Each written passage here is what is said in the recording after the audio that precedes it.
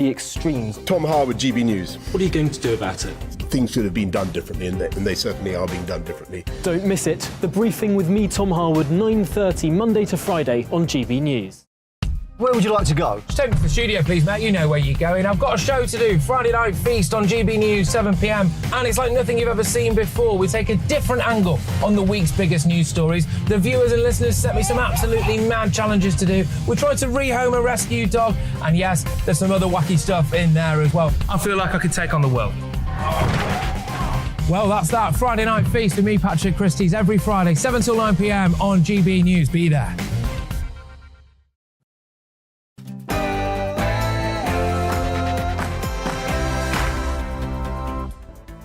Hello and welcome. This is Real Britain with me, Darren Grimes, on telly, DAB and online.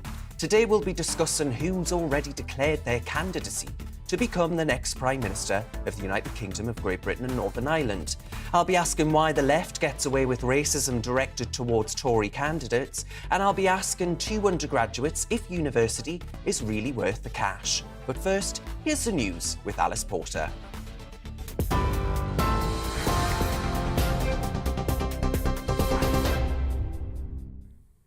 Good afternoon. It's just gone 2 o'clock. I'm Alice Porter in the GB newsroom. The race for Prime Minister is heating up, with International Trade Minister Penny Mordaunt the latest to announce her leadership bid. 9 MPs are now in the running, with Chancellor Nadhim Zahawi and Transport Secretary Grant Shapps putting their names forward yesterday. They were joined by former Health Secretaries Jeremy Hunt and Sajid Javid, who've both promised to cut corporation tax. The Foreign Secretary, Liz Truss, is expected to declare her intentions within the next 24 hours. Chair of the Foreign Affairs Committee, Tom Tugendhat, is also a contender and says we need a fresh start. And I believe that Brexit can be a springboard. What we need it to be is a revolution. What we need it to be is a clean start for this economy, a clean start for our country, and to grasp the opportunities that, sadly, do you know what? We just haven't delivered on them recently. What we need to do is we need to be absolutely ruthlessly focused on making sure that Brexit works for everyone. Now, that means control of migration. We haven't got that right yet. No. You know, we need the trade deals around the world. Anne-Marie Trevelyan's done an amazing job, but there's a lot more to do. Earlier, Jeremy Hunt explained why he's throwing his hat into the ring. Mr. Hunt, what made you join the race? Because I want to do a great job for my country, that's why. And the sun is shining. How are you going to unite the country? Well, sort out our big economic and international problems. Well, the MP for Tatton, Esther McVeigh, says she's backing Jeremy Hunt, who said she would be his deputy PM if he becomes Prime Minister. I thought, no, let's reach out, let's reach across the Conservative Party, because you'll know Jeremy Hunt and I are sort of at opposite ends of the spectrum. But I do not believe that we can get the country back on board. And that's what's key here. It is reaching out to the country, delivering for the country. And this is what we've got to do so that we can appeal to the blue wall. And I don't believe anybody better than Jeremy Hunt can appeal to that blue wall. And he, of me, thought that I could be the person who reaches out to that red wall. But the MP for Redditch, Rachel McLean, says Sajid Javid is the best man for the job. He's been running the health service for the last year, dealing with the after effects of the global pandemic. So for me, he has got that combination. He's the total package for me. And I believe that he is also the person to unite our party, because let's face it, that's another challenge that we have. We have to appeal to all parts of the country and all parts of our United Kingdom. And I genuinely think he's the person to do that. Almost 150 people have been intercepted crossing the Channel this weekend so far. Children were among those who were rescued from 3 small boats. It brings the total number of crossings this year to over 13,000, almost double last year's figure. Downing Street has confirmed the deportation agreement with Rwanda will continue despite Boris Johnson's resignation. At least 10 people have been killed after Russian rockets hit a 5-story residential block in Ukraine. At least 34 people are feared to be trapped under the rubble after the building collapsed in the Donetsk region. Rescuers are scrambling to find survivors. Gunmen have shot dead 15 people in the South African township of Soweto near Johannesburg. Police say the attackers entered a tavern and started shooting randomly at patrons in the early hours of the morning. South Africa is one of the most violent countries in the world, with 20,000 people murdered there every year. Protesters in Sri Lanka say they'll continue to occupy both the Prime Minister's home and the presidential palace until they both officially quit. President Rajapaksa is expected to resign on Wednesday, and the Prime Minister has agreed to step down, but hasn't specified when. It follows dramatic scenes yesterday, which saw the PM's home set alight, and protesters stormed the presidential palace. Thousands of anti-government demonstrators clash with police in the capital as the country endures its worst economic crisis in 7 decades. The men's singles final at Wimbledon is getting underway. The Duke and Duchess of Cambridge are in the royal box watching Nick Kyrgios and Novak Djokovic battle it out for the title. Kate, who's the patron of the All England Lawn Tennis Club, is expected to present the trophies. This is GB News. We'll bring you more news as it happens. Now it's back to Darren.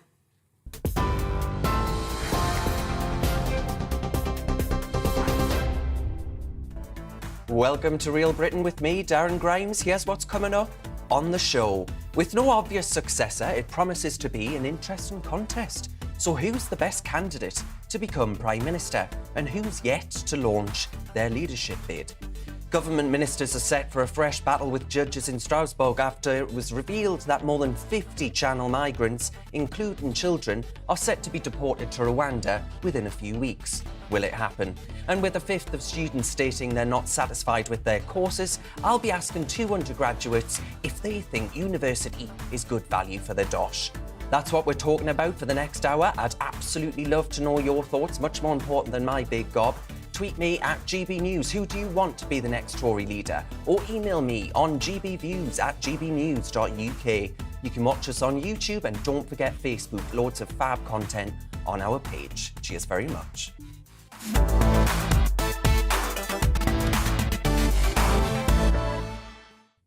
Now, on the Sunday morning broadcast round, the veteran Tory MP David Davis described the Conservative Party leadership election as among the most important in its long history. He warned that the party must avoid more ethical problems. It strikes me that the left, however, reckon the Conservative Party has more of an ethnicity problem, with the great and good jumping up to argue that the likes of Kemi Badenoch are, and I quote, black racial gatekeeping executioner of Tory racist policies. That was one from an activist that gets put up on all of the mainstream media current affairs shows. Now this, of course, even though the leadership contest now features the most diverse range of candidates, with 5 MPs from ethnic minority backgrounds and 4 women. But you see, according to the left, if you're a Tory, you cannot possibly be black, you cannot possibly be gay, you cannot possibly be trans, you cannot possibly be a feminist, and whatever else, the list goes on and on. You have to view yourself exclusively as a victim because of your immutable characteristics.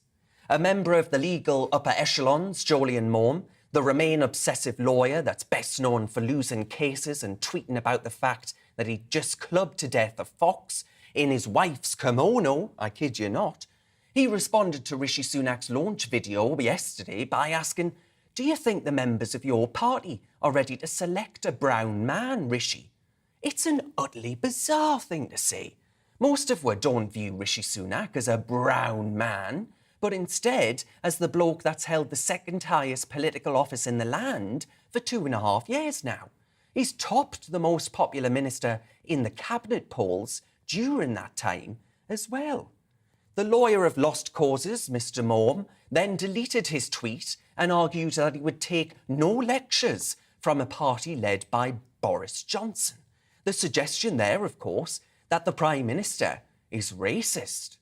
The Prime Minister that placed Rishi Sunak in his cabinet, alongside the most diverse set of ministers in British political history. Education Secretary James Cleverly, replying to Maugham, said, do us all a favour and stick to murdering urban fauna and separating left-wing fools from their money. I think that's what the modern-day youth call a mic drop moment. The refreshing thing about Conservative Party elections to me, folks, is that a woman can be considered for a leadership position based solely on what she has to offer her party and country, and not what she's got down her pants.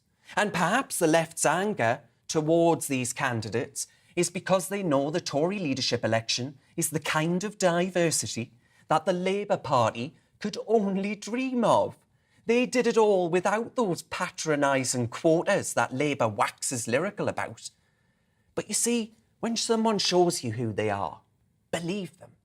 In 2020, Joe Biden told a radio host that black voters torn between voting for him or voting for President Trump ain't black. That's the left's view. Ask yourself this, folks. Is it the left or the right that views race and gender first before the content of the character of the individual concerned? It's the modern-day left that are the true, actual race obsessives.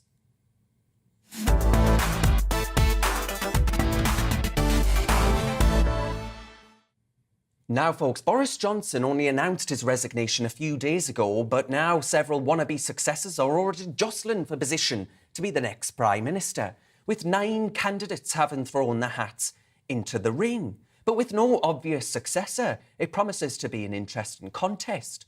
So who do my superstar panel think will find themselves in number 10, steaming off Carrie's golden wallpaper? Well, joining me to give their thoughts on who should succeed Boris Johnson is the political commentator Alice Grant, political journalist Georgia Gillily, and columnist at Conservative Home, Emily Carver, in the studio. Now, Georgia, I'll start with you. Of those that have announced their leadership bids already, who would you say is the early favourite out of the traps? Because, correct me if I'm wrong, but Rishi Sunak is collecting numbers like they're going out of fashion. Yeah, of course, at the beginning of the leadership contest, it matters about, how many MPs nominate the candidate, and Rishi Sunak is sort of really the front runner when it comes to that. It kind of depends what happens, though, because the 1922 committee will meet tomorrow. They could change their rules to make it so that the grassroots Tory membership won't actually vote on the last 2 candidates, and it could be up to MPs. The problem is, at the moment, I think, is that there is far too many people running, and we have until Tuesday people to declare. There could be even more by then.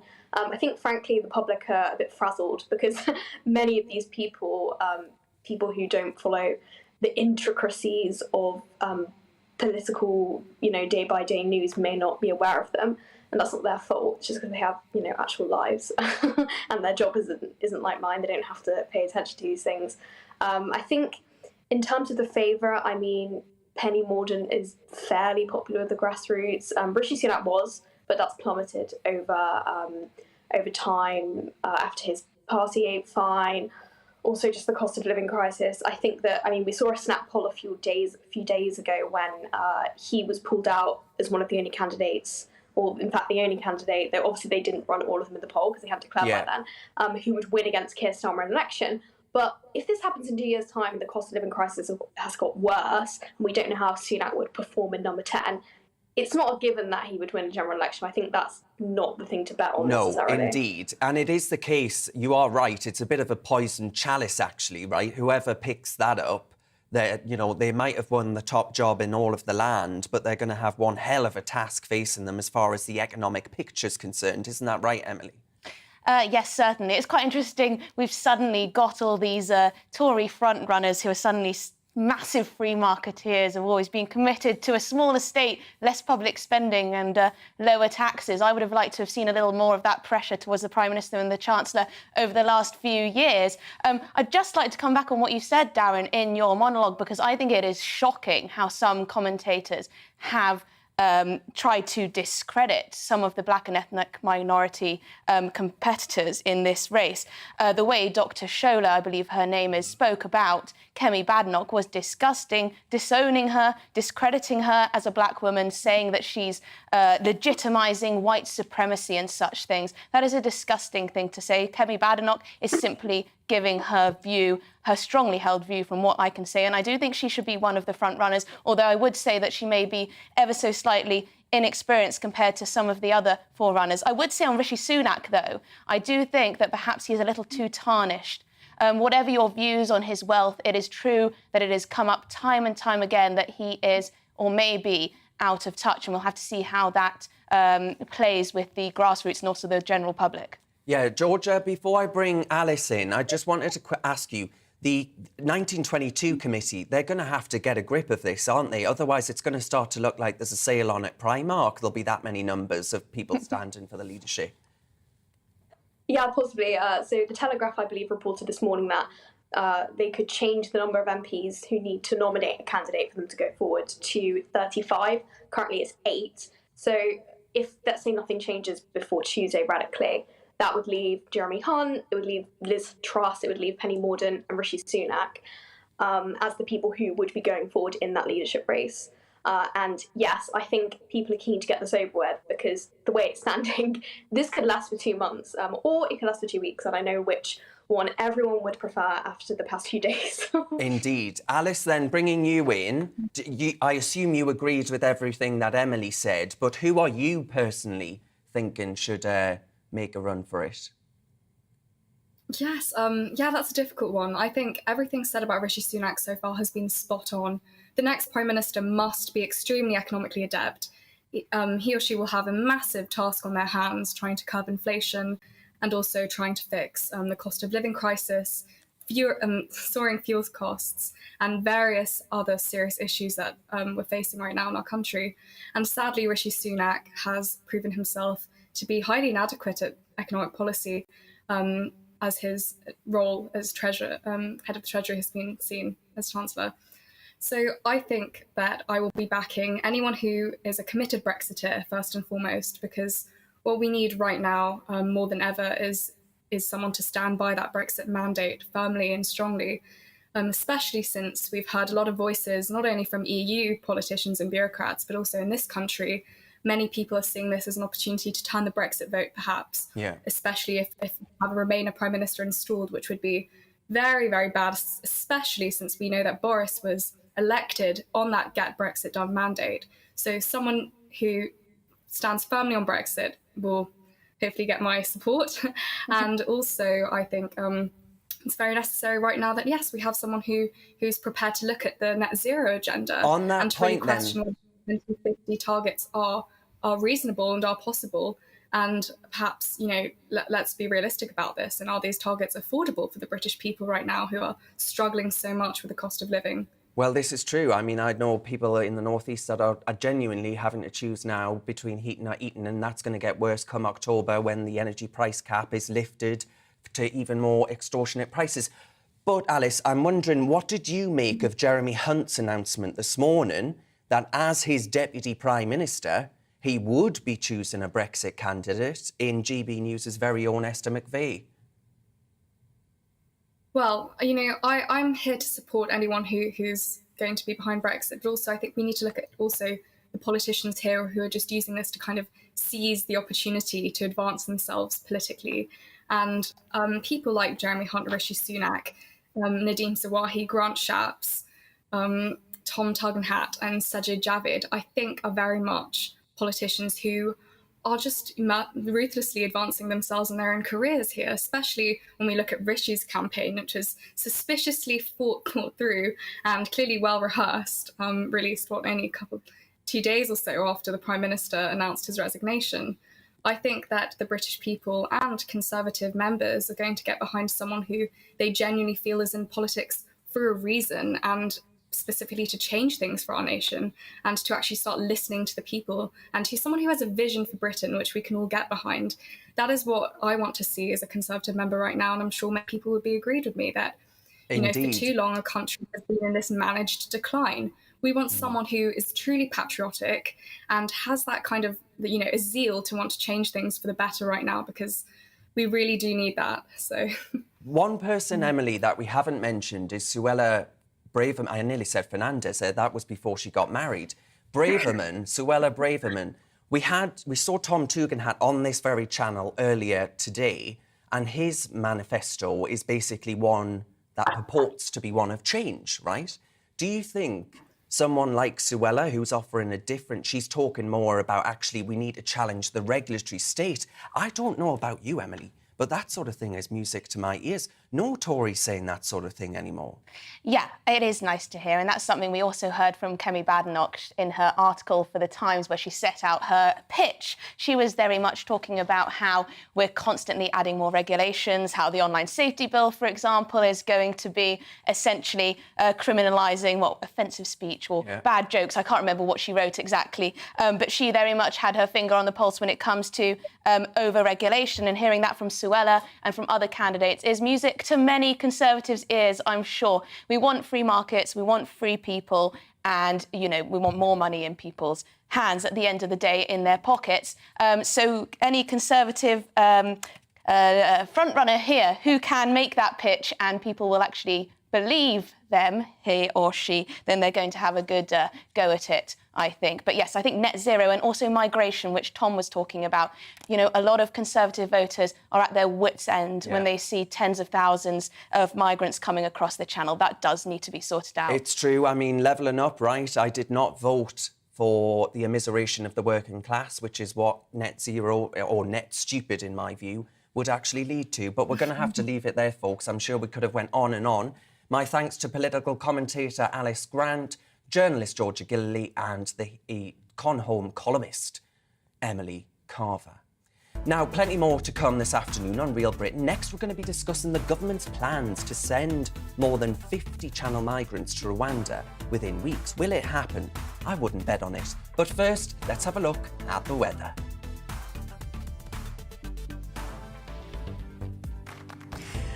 Looking ahead to this evening's weather, and the UK is looking dry, warm and sunny for most, although skies will be a little cloudier in Northern Ireland. Let's take a look at the details. After a hot and sunny day, it will stay warm this evening in southwest England with plenty of late sunshine and a gentle breeze. Temperatures will still be in the low 20s to start the evening. It will also be a fine end to the day in the southeast with plenty of warm evening sunshine. There will be a keen breeze around the coast, but light winds elsewhere. A fine end to the day in Wales. Warm sunshine will continue in the south, but elsewhere it will feel a little cooler in a sea breeze. Late sunshine will continue across the Midlands this evening. After a hot day, temperatures will still be rather warm as the sun sets. Dry and sunny weather will continue this evening in northeast England. It will feel cooler around the coast, but inland it will stay warm. Some late sunshine will continue in southern Scotland, but there will be more in the way of cloud across the west, where it will feel cooler too. A fine end to the day in Northern Ireland with some patchy cloud and sunny spells. Temperatures will still be in the high teens during the evening time. Staying dry across the UK with clear skies for many, but a little cloudy around northern coasts. A mild night with temperatures in double figures, and that's how the weather is shaping up over tonight until tomorrow.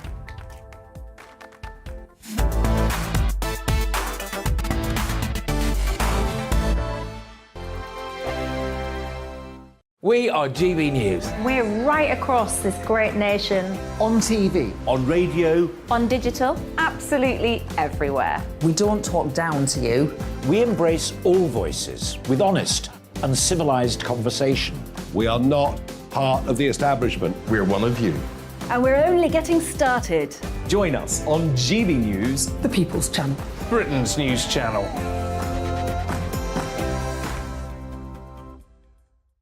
Hi there, it's Stephen and Anne. At breakfast from 6 a.m, you'll always be caught up with everything you need to know, the latest headlines, opinions and debates. We'll bring you the good news and the bad, but most of all, we're here for you. Remember, send in your views and let us know what you would like us to talk about. That's because we're your news channel. And every morning at 6 a.m, it's breakfast on GB News. My name's Tom Harwood, and join me 9:30 a.m. every weekday for The Briefing, your one-stop shop for everything you need to know about what's going on in politics today. I wonder if this is a deal that might need to be like the biscuits in this factory, twice baked. Is there not an opportunity here to win out against the extremes? Tom Harwood, GB News. What are you going to do about it? things should have been done differently, and they certainly are being done differently. Don't miss it. The Briefing with me, Tom Harwood, 9:30 Monday to Friday on GB News. Where would you like to go? Just take me to the studio, please, mate. You know where you're going. I've got a show to do. Friday Night Feast on GB News, 7 p.m. And it's like nothing you've ever seen before. We take a different angle on the week's biggest news stories. The viewers and listeners set me some absolutely mad challenges to do. We tried to rehome a rescue dog. And yes, there's some other wacky stuff in there as well. I feel like I could take on the world. Well, that's that. Friday Night Feast with me, Patrick Christie's, every Friday, 7 till 9 p.m. on GB News. Be there.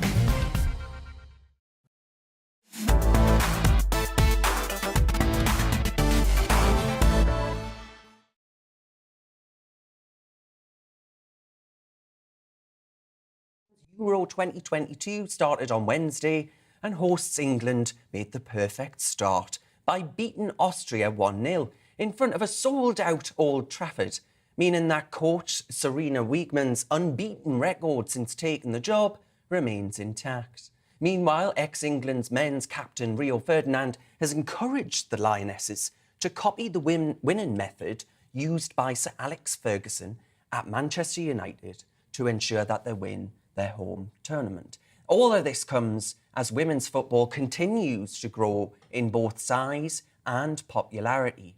Now, given her status as one of the first female referees in the UK, I'm delighted to be joined by Janie Frampton. Janie, thank you very much for your company today, discussing, of course, the Lionesses and the future of women's footy. How do you think this has all changed? Because it strikes me that actually the popularity has happened at almost breakneck speed. It's a really good question, because when you look at the history of women's football, you know, when you go back, it was only 1994 when the FA took over the Women's Football Association and encompassed women's football under their banner. So it wasn't that many years ago when you consider. So I guess I always believe we've been about 20 years behind, certainly the rest of Europe. But when you look at it now, it's growing absolutely rapidly, I think, for two reasons. One, mainstream TV has taken on the women's games. We've had the women's football talk shows. And I think that's really highlighted how good women's football is, because there was always a standoff. Because there wasn't the amount of money in the women's game, big TV companies and sponsors weren't prepared to invest, you know, in women's football, and somebody has just absolutely bitten the bullet and thought, we'll go for it. So why do you think then, you mentioned there that it used to be the case that Europe were a lot more at ease with women's football than perhaps we were. Is that a cultural thing, do you reckon? Yeah, do you know, when we go back, I think the reason we were behind the times, for a long, long time in this country, they just weren't ready for women's football or women in football. And I think that became a massive barrier for a lot of years until the FA, they started to invest in it. And when you consider, we used to have a Women's Premier League, combination leagues, regional leagues, but we had no foundation to women's football pyramid at all. All of that had to be created and developed. So we were a long way behind, but it took a lot of really good, talented people driving it. And the FA did have to start investing into it. We didn't get it right every step of the way. Of course we didn't. But we were getting there. We were getting there at quite a breakneck speed. So what differences, you must get asked this all the time. In fact, I wonder if it's the most asked question for anyone in women's football. But what differences are there between refereeing the women's game and the men's game? Because, you know, it strikes me, kicking a ball can be done by either sex pretty easily. I don't wish to diminish the quality of those on the pitch, mind. Yeah, and it's not quite that simple. So I always used to say that actually refereeing the women's football was my passion, refereeing men's football was the challenge. So when you look at the two games, we must always remember not to compare them like for like, because they're two different games. When you look at the physiology of men and women, they're completely different. So when you look at the man's game, it is going to be stronger, more strength, more stamina behind the ball, more long ball, more high ball, more heavily weighted ball. When you look at the women, it's actually a far better game to watch because it's very technical. very often ball to feet. And of course, the women have got stronger because they're athletes now, but it is more technical. So this is the two differences in the game. And of course, I think there's the obvious difference that people notice. Women just get on with it. You know, we don't get the cheating in the women's game like we get in the man's game. Although I have always said that maybe over the years, as more money comes into the women's game, that might spoil it. And I do hope not, because I feel it's played in a really sportsmanship manner at the moment. Well, do you know what? I imagine most of my viewers are sat there nodding their heads like that Churchill dog, because I tell you what, some of the performances on the pitch, you know, the acting, it's terrible. It's like, it's not Hollywood, it's utterly cartoon. But how likely do you think it is that we're going to see our girls actually manage to win the Euros? You know, it's a great question. And how many times have we seen in tournaments that the team that win the tournament start slowly and they build and they get better as the tournament goes on and on? We see that so many times in men's tournaments as well as women. And I can see that in this women's tournament. You know what? Wednesday night was a fabulous showcase event. Of course it was. Amazing for women's football and amazing that we've hosted that in this country. Not the best game in the world. Austria made, you know, us work hard and Austria looked dangerous at times. 1-0 is not a big win, but we got the 3 points. That's all we needed from that game. So I can see us really growing in confidence and stature as the tournament goes on. And it will help us manage expectations. People won't go absolutely mad with one, say, 3 or 4-0 win for the first game. I think that's it. We've got it in the bag, because they can see we still have to work for it. And I know our girls will work for it. And I'm really, really confident that we'll be up there. Well, we'll see. That would be nice, wouldn't it? Because I tell you what, I don't think the men's game are going to be winning it anytime soon. But that was the former referee, Janie Frampton there. Thank you very much for your time.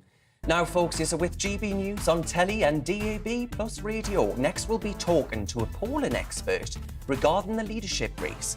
Who's leading among Tory members? I think Emily Carver might have a thing or two to say about that as well. And who is the most popular with the electorate? But for now, it's time for a check on the news headlines with Alice Porter.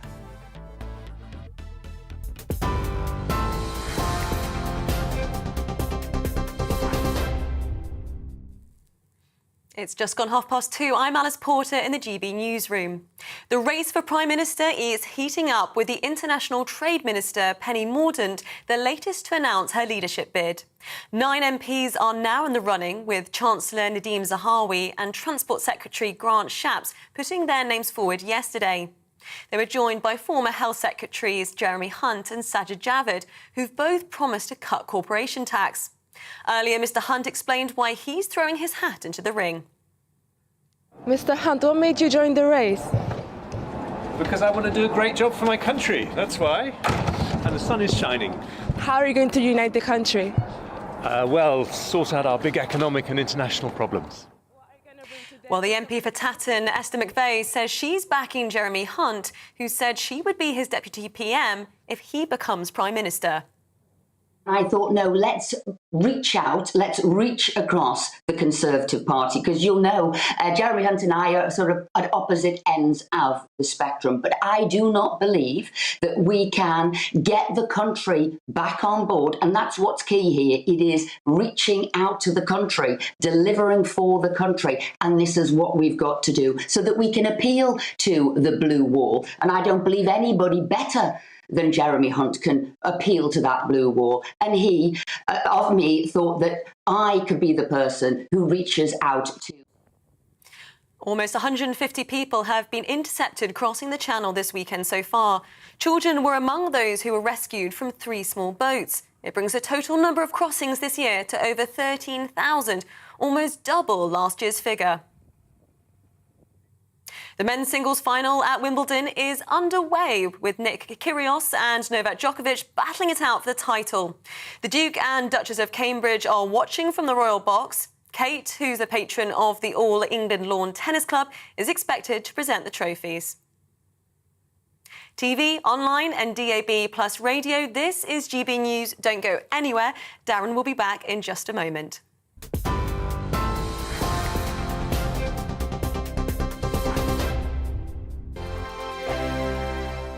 We are GB News. We're right across this great nation. On TV. On radio. On digital. Absolutely everywhere. We don't talk down to you. We embrace all voices with honest and civilised conversation. We are not part of the establishment. We're one of you. And we're only getting started. Join us on GB News, The People's Channel. Britain's news channel.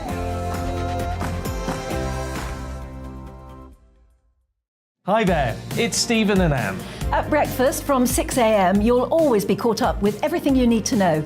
The latest headlines, opinions and debates. We'll bring you the good news and the bad, but most of all, we're here for you. Remember, send in your views and let us know what you would like us to talk about. That's because we're your news channel.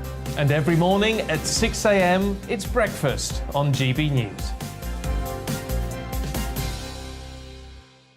My name's Tom Harwood and join me 9:30 a.m. every weekday for The Briefing, your one-stop shop for everything you need to know about what's going on in politics today. I wonder if this is a deal that might need to be like the biscuits in this factory, twice baked. Is there not an opportunity here to win out against the extremes? Tom Harwood, GB News. What are you going to do about it? Things should have been done differently, and they certainly are being done differently. Don't miss it. The Briefing with me, Tom Harwood, 9:30 Monday to Friday on GB News.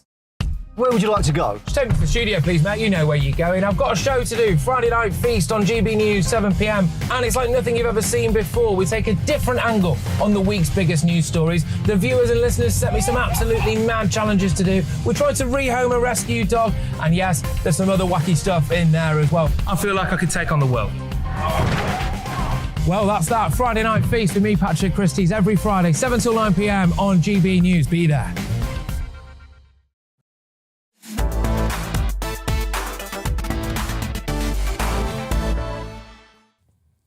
Now, folks, the moment Boris Johnson resigned, power-hungry MPs began gathering support around Westminster in order to help kickstart their leadership bids. I dare say some of them have been planning this for quite some time. As of this morning, 9 Conservative MPs have launched their leadership bids, but inevitably there are more to come. So what are the polls telling us about this leadership election? Who's leading amongst Tory members? And who do I reckon will make it to the final ballot? Well, to enlighten us on those questions is the Conservative peer and polling analyst, Lord Robert Hayward.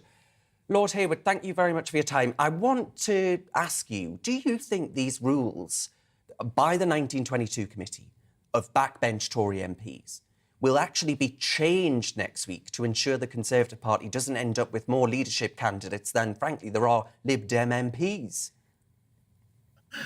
I think it's a strong possibility that the changes will be made tomorrow after the election of the new 1922 committee.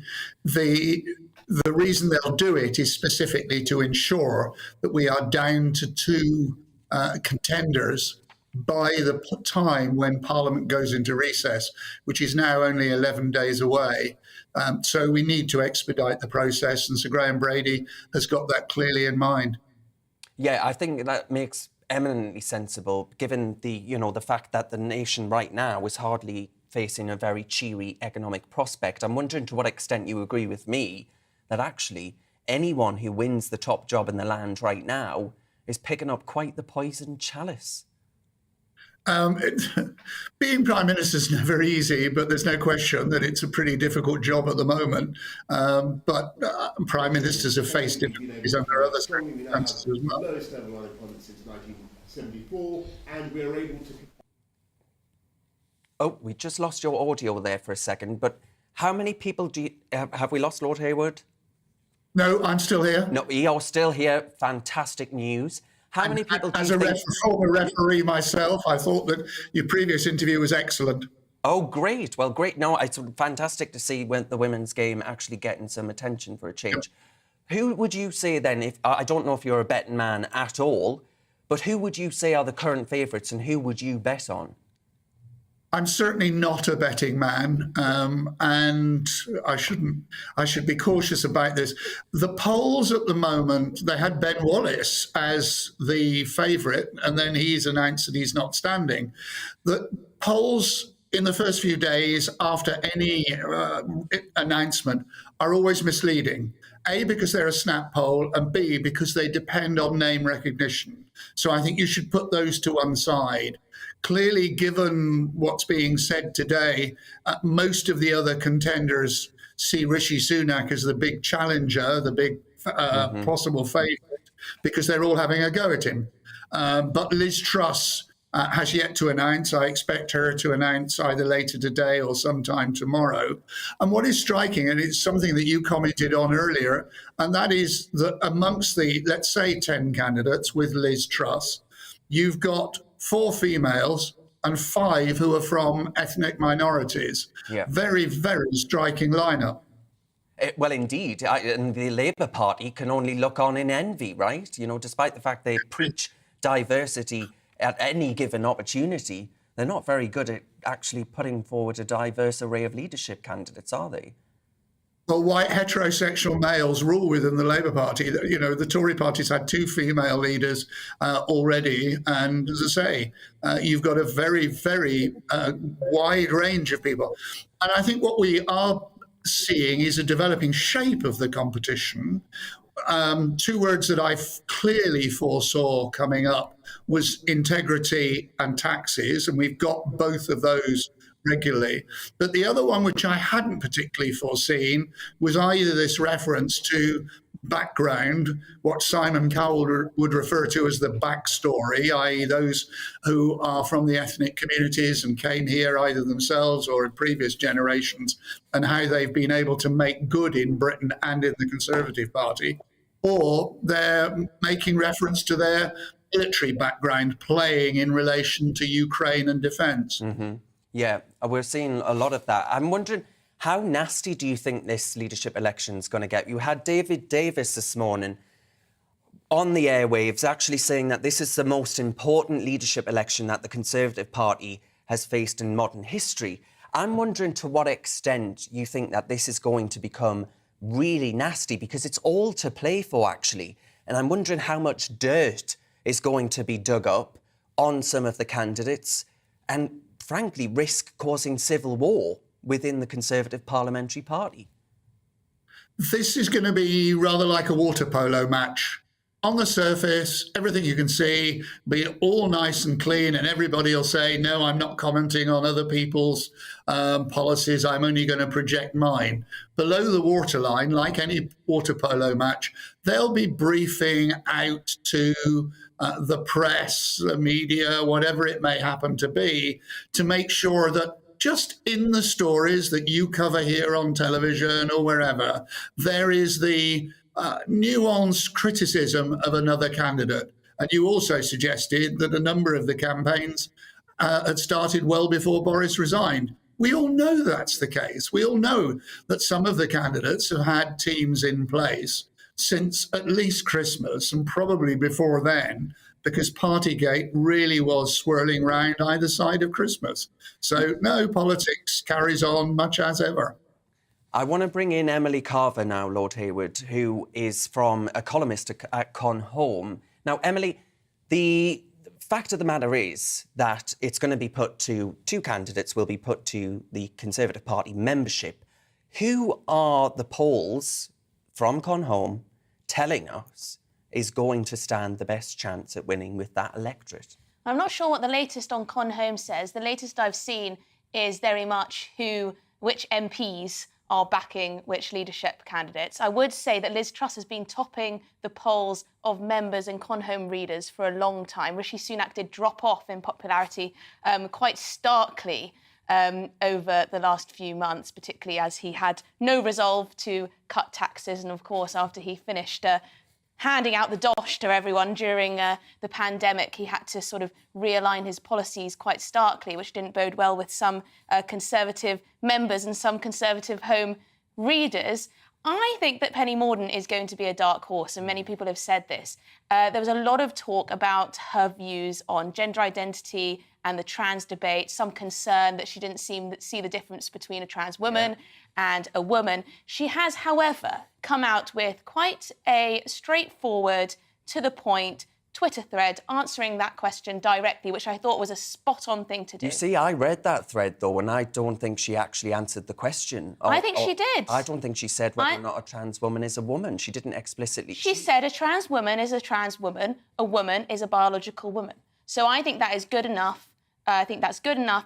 You know, you have to always think, you know, you don't want to purposefully alienate people in a leadership contest. I think that was good. She said on sports, she doesn't believe that biological men should be competing with women, which is a no-brainer to most of us, but it's good to hear from our politicians. She then went on to say she was backed an inquiry into why there are so many young girls with gender dysphoria. Yeah. So, you know, I think perhaps she may have come out at the right time, put that right in her mind and in some of the public's mind, and hopefully she can go forward from that, because I do think that she could be one of the contenders. And she is doing quite well, actually, as far as the numbers of Tory MPs are concerned, supporting her. But Lord Hayward, just to bring you back in, who do you actually... Rishi Sunak, you mentioned a sort of class element to it, and the fact that, you know, you've got to have some form of... Every political party these days wants to have a candidate that isn't straight, white, male and rich, frankly, right? Rishi Sunak, you cannot really argue he's not rich. You certainly can't. He is the richest member of the Commons by marriage. And that's clearly an issue, which in the same way as Emily's just said about Penny Mordaunt, that is something he's got to address. But all the candidates have got issues that they're going to have to address, whether they're Remainers to those Brexiteers. And I do think it's a shrewd move from Jeremy Hunt to get Esther McVey as his deputy, in inverted commas.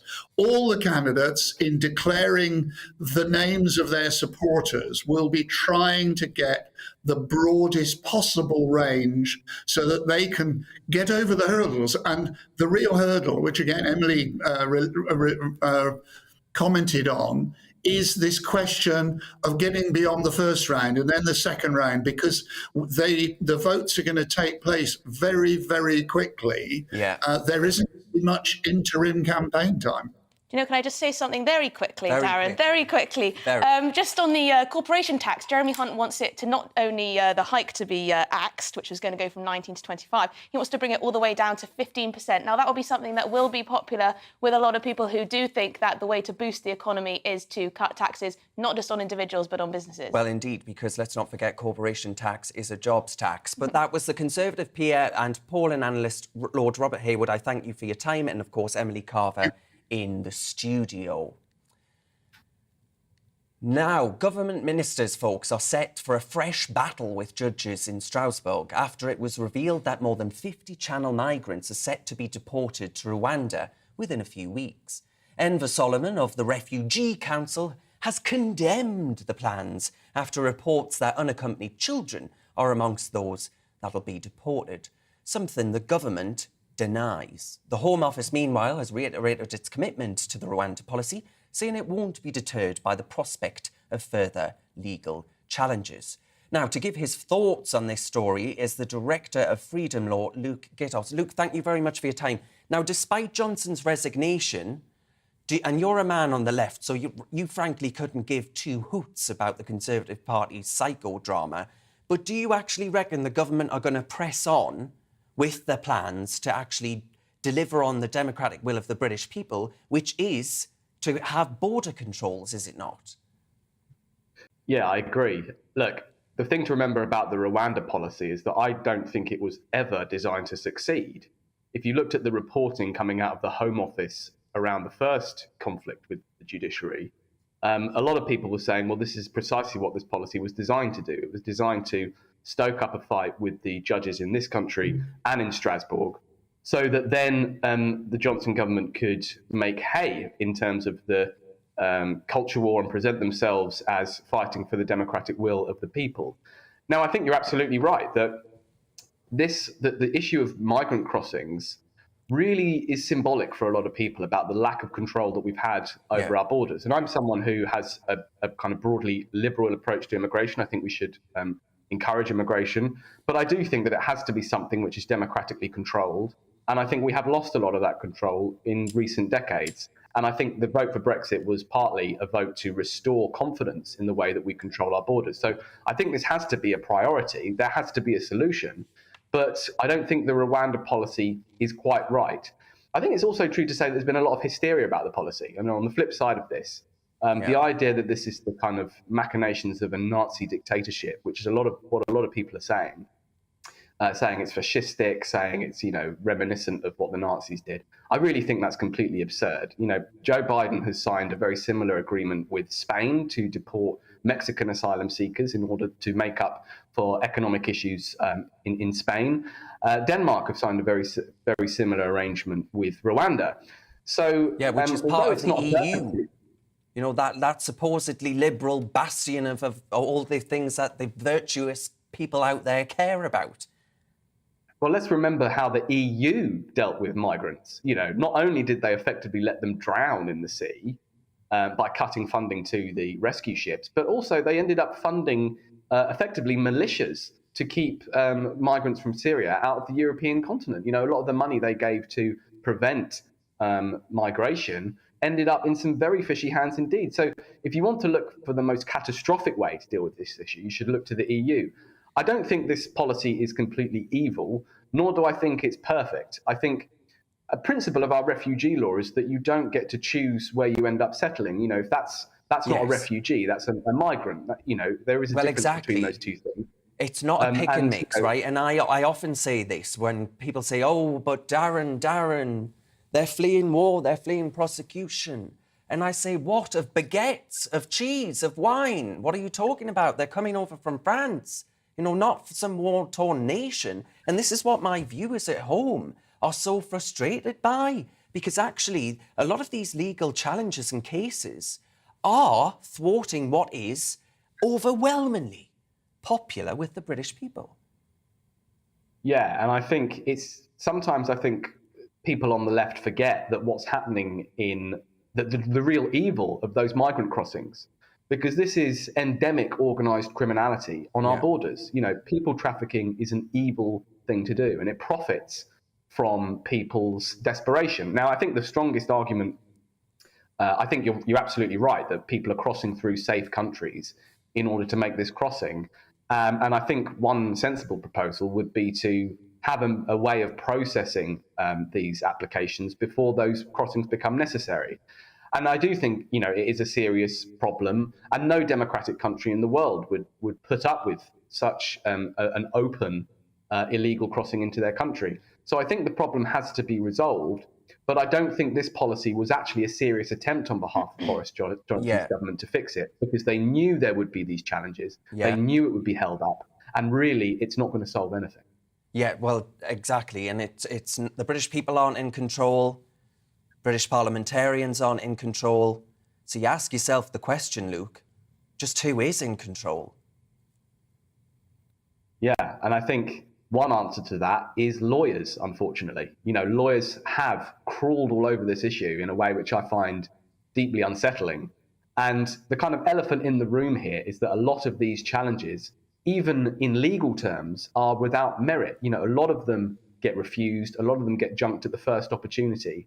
And it is crudely opportunistic. And I think that is a problem. Luke. It is. And I'm wondering, in a word then, because we're out of time, sadly, but is it true that unaccompanied kids are going to be amongst those who are set to be deported? That's the latest charge against this policy. It's pretty clear what's happening. It's that people are arriving and being threatened with deportation and saying they're 17 or 16 when in fact they look 19 or 20. I don't see it that, I'm happy to be proved wrong. And by the way, if we are sending genuine children alone to Rwanda, that would be unconscionable and should not be stood up for. Okay. But I think what's probably happening is that there is a blurred line as to how old people are. Indeed. And probably some people are trying to fudge it. Because let's not forget, they're throwing their passports overseas. We see it on footage that GBNews has put out there in the past, and it's all going on. So that was the director there, Freedom Law, Luke Giddos, offering us his expert opinion. Now, folks, this year's National Student Survey isn't a happy reading for British universities. More than a fifth of students aren't satisfied with their courses, and even fewer give a positive rating to the assessments and feedback that they receive. The surveys also revealed that as a whole, students are less satisfied with universities than before the pandemic. So with university fees currently standing at £9,250, I'm asking, is university value for money? Well, joining me to give their views are students Adam Wildsmith and Jude Lavos. Adam, some universities have said that actually they'd like to charge students more money as tuition fees haven't been rising with inflation and therefore they're facing inflationary pressures. Would you support such a move?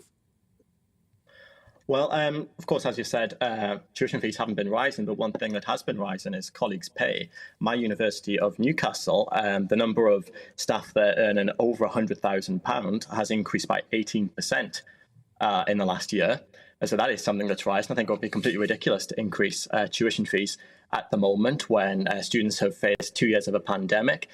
We've then had all that strike action in recent months. And of course, you referenced the student academic survey there. The top 3 comments in that survey in the open comment section reference strike action as a reason students feel they haven't had value for money. It's wiped out nearly whole semesters for students and they're getting no compensation for that. They're having to pay for lectures and pay for courses that aren't happening. Jude, are you of the view then that actually a lot of this asking for more money, more dosh at this time just isn't right from the university sector? I think it's quite a nuanced issue, but I think with universities being the way they are, being subsidised by the government, in a lot of ways they are value for money. We're seeing students earning around £10,000 more per year than their counterparts who haven't gone to university. And while we're facing this cost of living crisis, people who work at universities still need to be paid a proper amount of money to live on. You know, they need to teach our students. As we're moving away from online learning and moving towards more in person, I feel like the student satisfaction will be going up as well. Adam, I find this idea that university lecturers are on the breadline, right? When you've got people, I can understand arguments around the cleaners, I can understand arguments around teaching assistants, I can understand arguments around so many other areas of the public sector, perhaps. But when it comes to uni lecturers, pull the other one.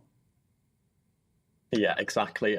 My university, I've only looked at the data for my university, but I assume it's probably an average of the whole institutions as a whole.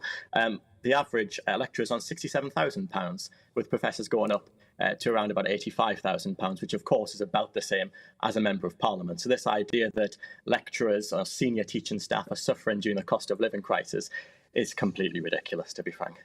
And Jude, then I'm wondering if you only like university because more students that go, oh, we just lost Jude, sadly. I was going to ask Jude if people, he's delighted. Oh, Jude is still there. I was going to ask you, Jude, you only like universities so much because they leave, don't they? Your colleagues at your universities leave, fellow students leave somewhere to the left of Chairman Mao. I don't think it's much to do with where I lean. Of course, I'm not going to hide the fact that I do lean to the left. But the university thing, it's more about value for money. And like I said, students are making more money if they go to university than those who don't. The discussion on bias within university is a completely different discussion. We could spend hours talking about why certain professors lean a certain way. But the matter at hand is whether it's value for money, and I do believe it is. Yeah, well, I mean, yes, but you might very well think that, but I couldn't possibly comment there, Jude, because I do think actually far too many kids are being put through, they're almost like factory farming universities, just becoming out as left-wing activists. But we're going to have to leave it there, unfortunately, because I can see Adam Wildsmith chomping at the bit. That was the students, Adam Wildsmith and Jude Lavos there joining me. Now, folks, you're watching Real Britain with me, Darren Grimes. I'm going to be back right after this short break. Don't go anywhere.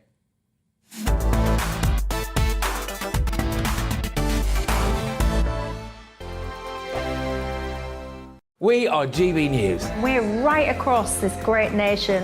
On TV. On radio. On digital. Absolutely everywhere. We don't talk down to you. We embrace all voices with honest and civilised conversation. We are not part of the establishment. We're one of you. And we're only getting started. Join us on GB News, The People's Channel. Britain's news channel.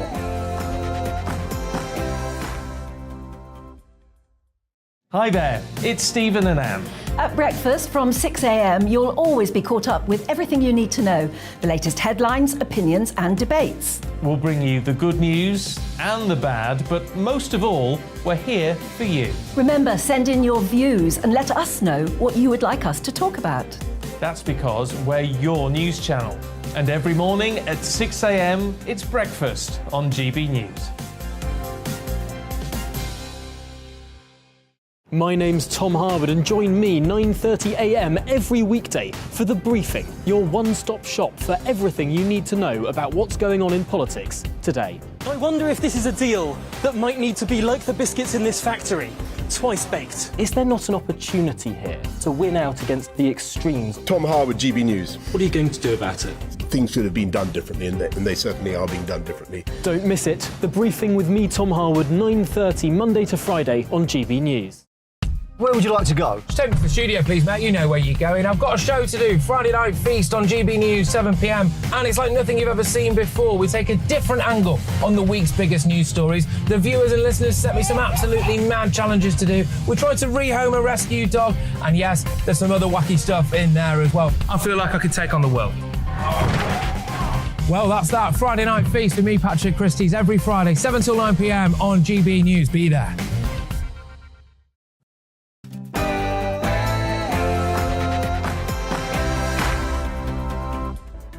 Hello, you're back with Real Britain even, with me, Darren Grimes, on telly, DAB+, radio and online. Today we're going to be discussing the influence of the 1922 committee of Tory backbenchers, woke terms in cricket, and I'm going to be raising the question as to whether or not it's a good idea to be teaching pupils as young as 5 that Britain is, and I quote, institutionally racist. But first, here's the news with Alice Porter.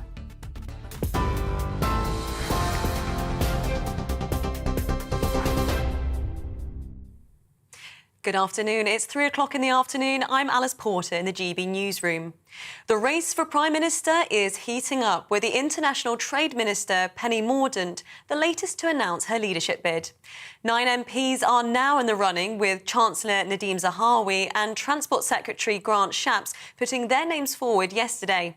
They were joined by former Health Secretaries Jeremy Hunt and Sajid Javid, who've both promised to cut corporation tax. The Foreign Secretary, Liz Truss, is expected to declare her intentions within the next 24 hours. Chair of the Foreign Affairs Committee, Tom Tugendhat, is also a contender and says his background in the military makes up for his lack of ministerial experience. I've got souvenirs from Iraq and Afghanistan. I've got a dodgy shoulder and a dodgy knees from soldiering in some of the hardest parts of the world. I've got photographs, sadly, of some people who aren't with us anymore, alongside whom I served and built a government in Helmand, built the National Security Council of Afghanistan. I've got souvenirs, memories and experiences of the real world, of what it really takes to change a country, what it really takes to build a society. Earlier, Jeremy Hunt explained why he's throwing his hat into the ring. Mr. Hunt, what made you join the race? Because I want to do a great job for my country, that's why. And the sun is shining. How are you going to unite the country? Well, sort out our big economic and international problems. Well, the MP for Tatton, Esther McVeigh, says she's backing Jeremy Hunt, who said that she would be his deputy PM if he becomes Prime Minister. I thought, no, let's reach out, let's reach across the Conservative Party, because you'll know Jeremy Hunt and I are sort of at opposite ends of the spectrum. But I do not believe that we can get the country back on board. And that's what's key here. It is reaching out to the country, delivering for the country. And this is what we've got to do so that we can appeal to the blue wall. And I don't believe anybody better than Jeremy Hunt can appeal to that blue wall. And he, of me, thought that I could be the person who reaches out to that red wall. But the MP for Redditch, Rachel McLean, says Sajid Javid is the best man for the job. He's been running the health service for the last year, dealing with the after effects of the global pandemic. So for me, he has got that combination. He's the total package for me. And I believe that he is also the person to unite our party, because let's face it, that's another challenge that we have. We have to appeal to all parts of the country and all parts of our United Kingdom. And I genuinely think he's the person to do that. Almost 150 people have been intercepted crossing the Channel this weekend so far. Children were among those who were rescued from 3 small boats. It brings the total number of crossings this year to over 13,000, almost double last year's figure. Downing Street has confirmed the deportation agreement with Rwanda will continue despite Boris Johnson's resignation. At least 10 people have been killed after Russian rockets hit a 5-storey residential block in Ukraine. At least 34 people are feared to be trapped under the rubble after the building collapsed in the Donetsk region. Rescuers are scrambling to find survivors. Gunmen have shot dead 15 people in the South African township of Soweto near Johannesburg. Police say the attackers entered a tavern and shooted randomly at patrons in the early hours of the morning. 9 people were also wounded. Protesters in Sri Lanka say they'll continue to occupy both the Prime Minister's home and the presidential palace until they both officially quit. President Rajapaksa is expected to resign on Wednesday, and the Prime Minister has agreed to step down, but hasn't specified when. It follows dramatic scenes yesterday, which saw the PM's home set alight and protesters storming the presidential palace. Thousands of anti-government demonstrators clashed with police in the capital over the worst economic crisis in 7 decades. This is GB News. We'll bring you more news as it happens. Now it's back to Darren.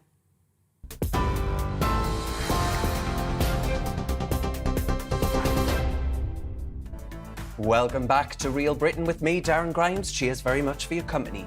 Here's what's coming up over this last hour. 1 in 4 councils in England and Wales are promoting highly contentious, anti-racist policies in schools that teach kids, your kids, as young as 5, about structural racism. So I'm going to be asking, is this really necessary? And I'll also be breaking the influence of the 1922 committee and the process of the leadership election with a lecturer in British politics. And cricket fan and member of the House of Lords, Lord Taylor of Warwick, will be joining me to discuss Stephen Fry's latest comments on more modern cricket terms. That's what we're talking about for the next hour, but as ever, your gob is much more important than my own. What do you think about pupils being taught about structural racism in schools? Do you believe Britain is institutionally racist? You can tweet me at GBNews, or you can email me on gbviews@gbnews.uk. Watch us on YouTube, and don't forget Facebook. Loads of fantastic content on our page. Cheers very much.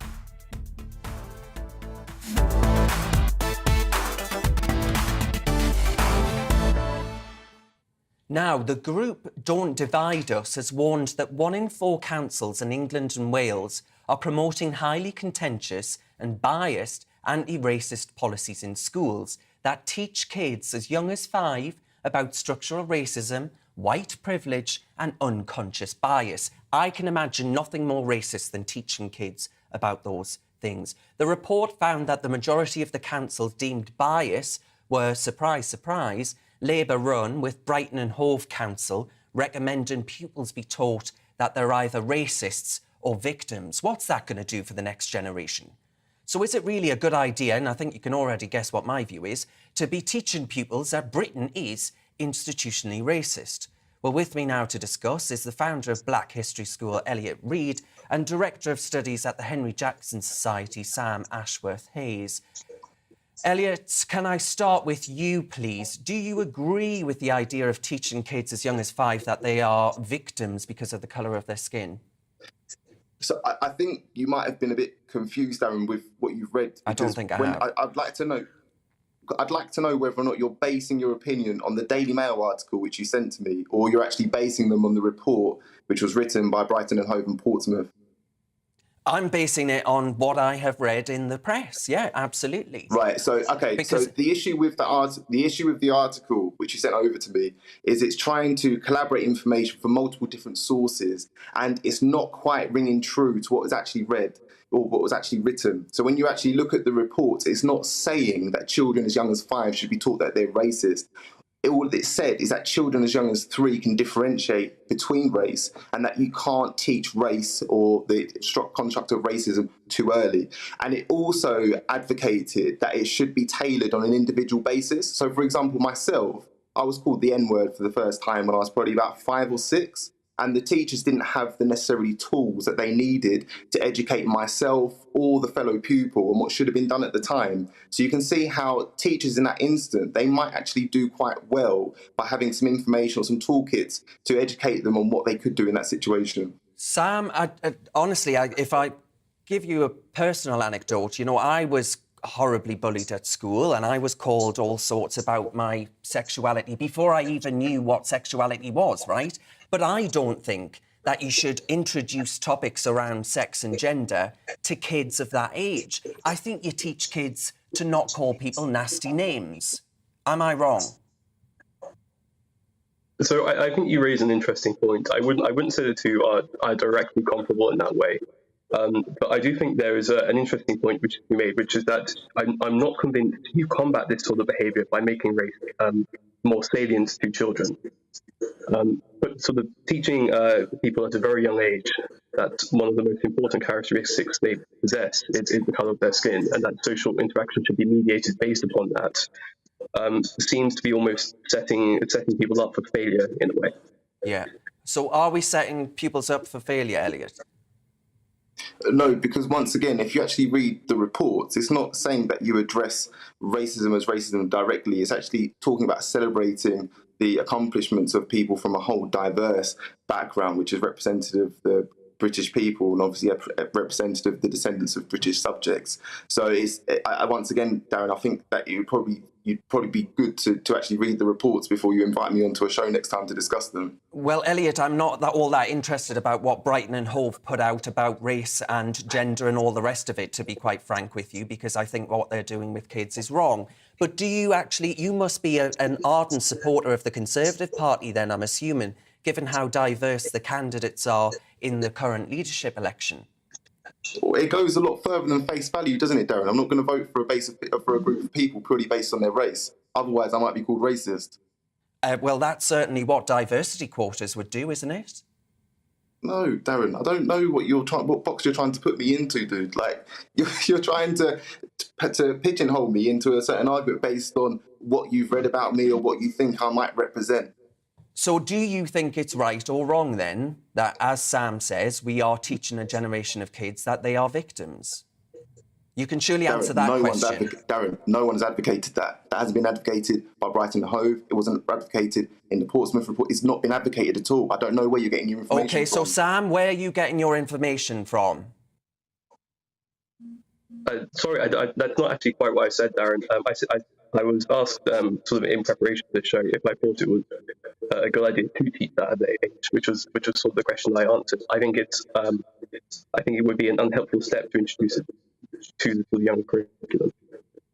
Yeah, right. OK, so how is that any different to what I've just said? I'm confused. Sorry, so I think your focus is on victimhood. I'm not. Yeah, exactly. Sam, I think there's a your line isn't too good, Sam. If you could just try and be as clear as possible. Of course. I mean, the main thing just to say is that there's a difference between sort of saying someone is a victim and sort of introducing concepts which they may not be sort of completely able to handle at that age. So if you tell someone they're a victim, that's obviously going to be sort of very bad, but you don't necessarily have to do that to have quite a harmful effect. You could say simply that, for instance, people tend to...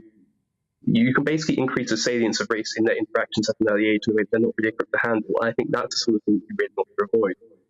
So, Sam, do you think the solution here is a potential solution about giving parents, for example, more of a say over whether their children are taught about various issues around, it could be races, it could be sex, gender, you name it? Do you think that's the solution?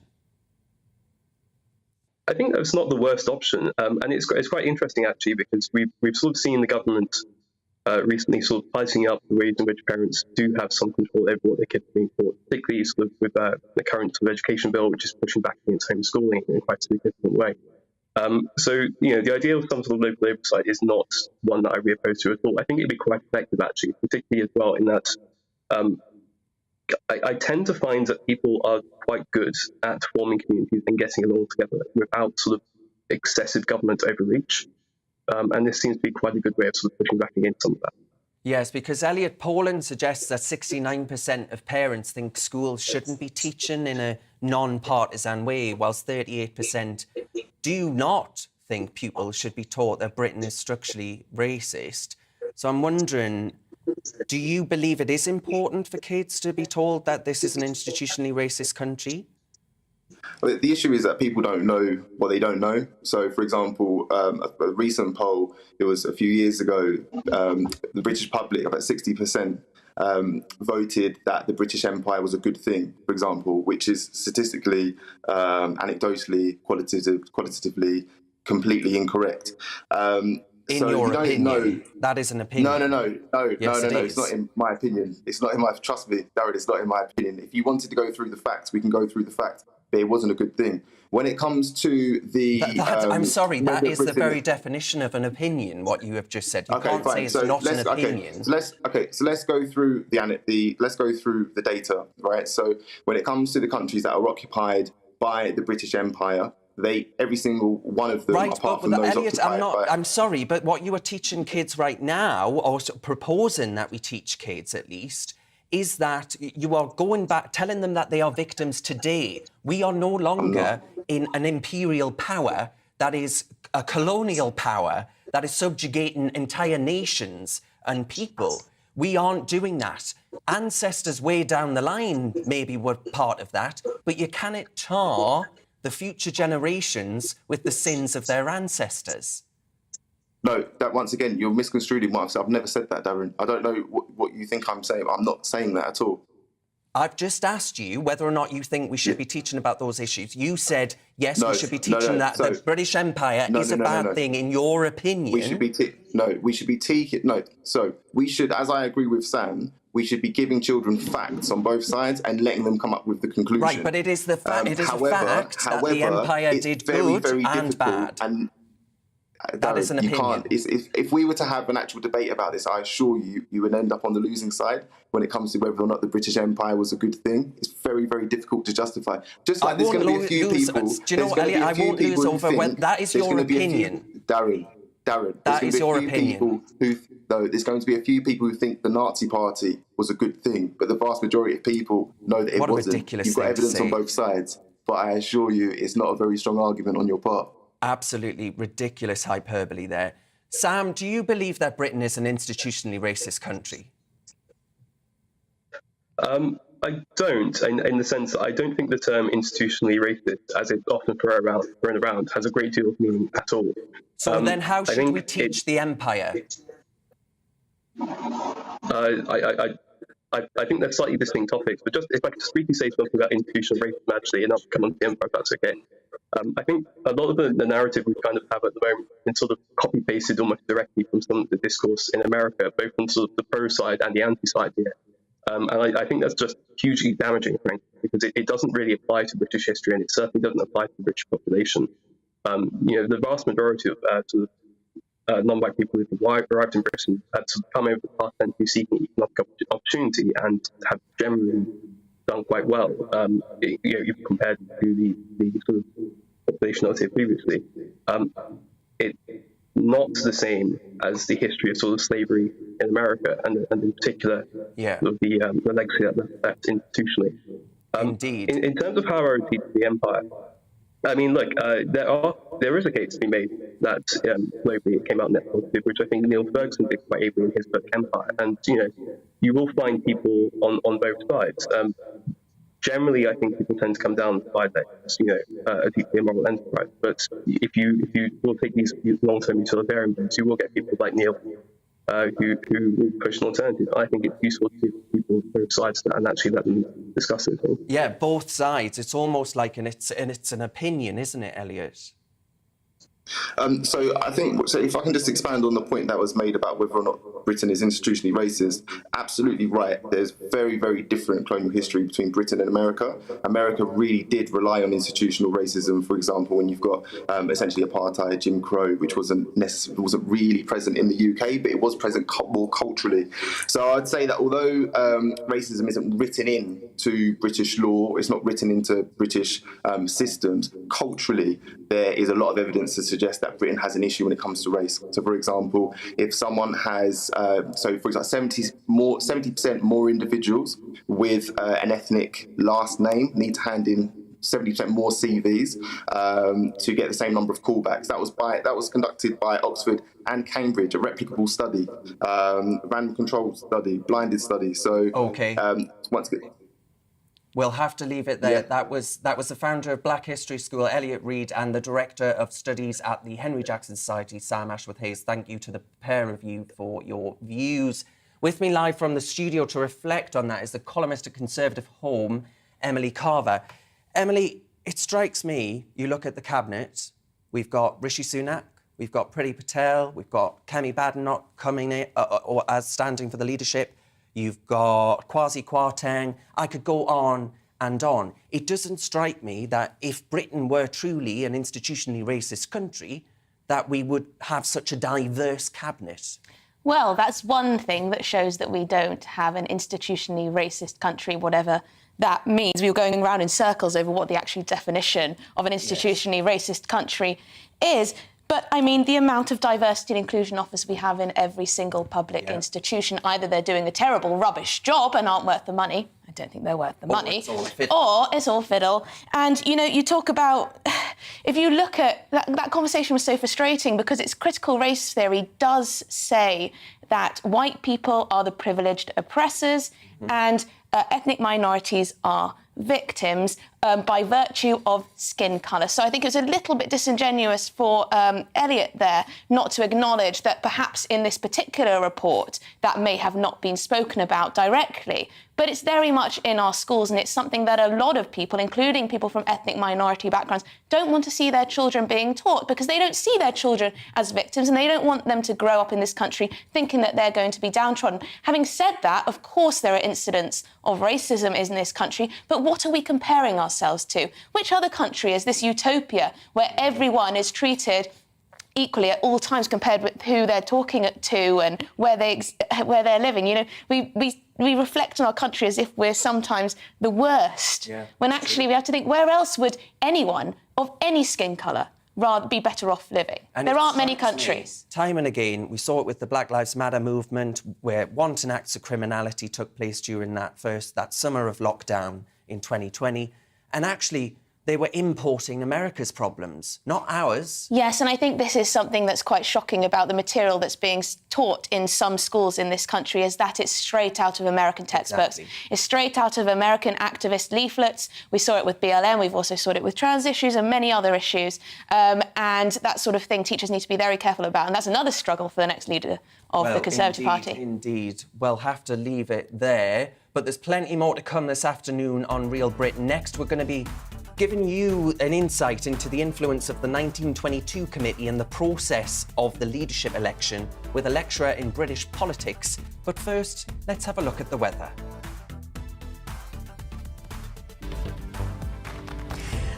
Looking ahead to this evening's weather, and the UK is looking dry, warm and sunny for most, although skies will be a little cloudier in Northern Ireland. Let's take a look at the details. After a hot and sunny day, it will stay warm this evening in southwest England with plenty of late sunshine and a gentle breeze. Temperatures will still be in the low 20s to start the evening. It will also be a fine end to the day in the southeast with plenty of warm evening sunshine. There will be a keen breeze around the coast, but light winds elsewhere. A fine end to the day in Wales. Warm sunshine will continue in the south, but elsewhere it will feel a little cooler in a sea breeze. Late sunshine will continue across the Midlands this evening. After a hot day, temperatures will still be rather warm as the sun sets. Dry and sunny weather will continue this evening in northeast England. It will feel cooler around the coast, but inland it will stay warm. Some late sunshine will continue in southern Scotland, but there will be more in the way of cloud across the west, where it will feel cooler too. A fine end to the day in Northern Ireland with some patchy cloud and sunny spells. Temperatures will still be in the high teens during the evening time. Staying dry across the UK with clear skies for many, but a little cloudy around northern coasts. A mild night with temperatures in double figures, and that's how the weather is shaping up over tonight until tomorrow. Join me, Nana Akua, on Friday, Saturday and Sunday afternoons on GB News. Expect fiery debate and passionate discussion as me and my panel tackle some of the biggest topics hitting the headlines. It's a place for everyone's opinion. No one gets cancelled, but no one gets an easy ride. Oh, she's on it today. Be ready for conversations that are fierce, frank, and of course, fun. Every Friday, Saturday and Sunday afternoon from 4 p.m. on GB News.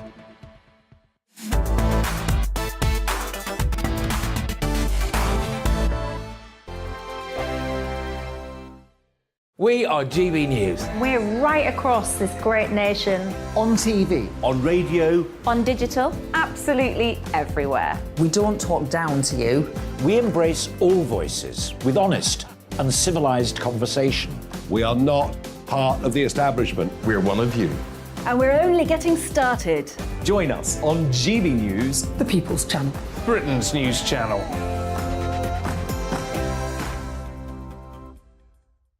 Hi there, it's Stephen and Anne. At breakfast from 6 a.m, you'll always be caught up with everything you need to know, the latest headlines, opinions and debates. We'll bring you the good news and the bad, but most of all, we're here for you. Remember, send in your views and let us know what you would like us to talk about. That's because we're your news channel. And every morning at 6 a.m, it's breakfast on GB News. My name's Tom Harwood and join me 9:30 a.m. every weekday for The Briefing, your one-stop shop for everything you need to know about what's going on in politics today. I wonder if this is a deal that might need to be like the biscuits in this factory, twice baked. Is there not an opportunity here to win out against the extremes? Tom Harwood, GB News. What are you going to do about it? Things should have been done differently, and they certainly are being done differently. Don't miss it. The Briefing with me, Tom Harwood, 9:30 Monday to Friday on GB News. Where would you like to go? Just take me to the studio, please, mate. You know where you're going. I've got a show to do. Friday Night Feast on GB News, 7 p.m. And it's like nothing you've ever seen before. We take a different angle on the week's biggest news stories. The viewers and listeners set me some absolutely mad challenges to do. We tried to rehome a rescue dog. And yes, there's some other wacky stuff in there as well. I feel like I could take on the world. Well, that's that. Friday Night Feast with me, Patrick Christie's, every Friday, 7 till 9 p.m. on GB News. Be there. Join me, Darren Grimes, for Real Britain every Saturday and Sunday from 2 p.m. A news hour that comes with a trigger warning. Scorching hot opinion with prominent guests saying the unsayable and a little bit of weekend fun thrown in. Unlike other broadcasters, I won't be forgetting what the B in our name stands for. So howie in for Real Britain Saturday and Sunday from 2 p.m.